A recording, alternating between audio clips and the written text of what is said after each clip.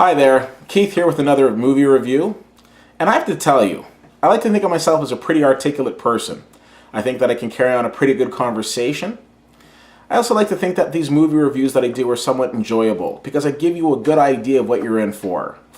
I can't do that this time though because I'm about to review Gone Girl. And Gone Girl is probably one of the best movies that I've seen this year.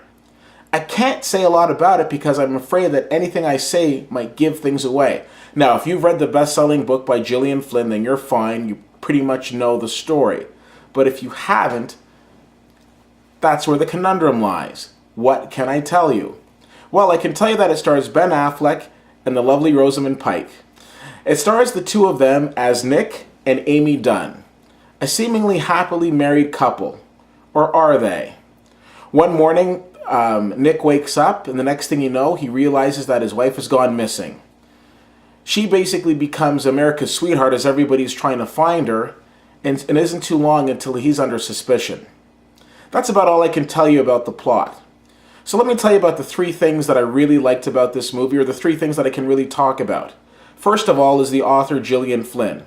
Her characters come to life on the big screen, and she's created characters that are so interesting that you'll be talking about them long after you've seen this movie. I want to talk about the cast. Not only did Ben Affleck and Rosamund Pike deliver phenomenal roles, one of them I would even note being Oscar-worthy, but the supporting cast was very good as well. Tyler Perry has shed his Medea gear to be the lawyer who is looking after Ben Affleck's character in this movie. Because regardless of what may or may not happen in a movie, when the entire country is looking for someone, it's only natural that the husband might come under suspicion, so he might need a lawyer. Some of the other supporting roles, Neil Patrick Harris shows up as an ex-boyfriend of Rosamund Pike's character Amy. But the one character who really blew me away in this was played by Carrie Coon, who plays Ben Affleck's sister. So the cast was fantastic. The third thing that I want to point out that I absolutely loved about this movie is that it's under the direction of David Fincher. And two of his last movies, being The Social Network and The Girl with the Dragon Tattoo, were also adapted from previously written work.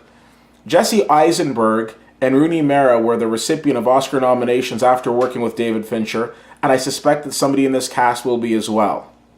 So, I don't mean to be vague, but it's for your own good. What I will also tell you is that Gone Girl may not be for everybody with some of its mature themes, but it was definitely for me. Some people who know me might say that I'm giving this movie a great grade because Rosamund Pike's in it. They would be mistaken.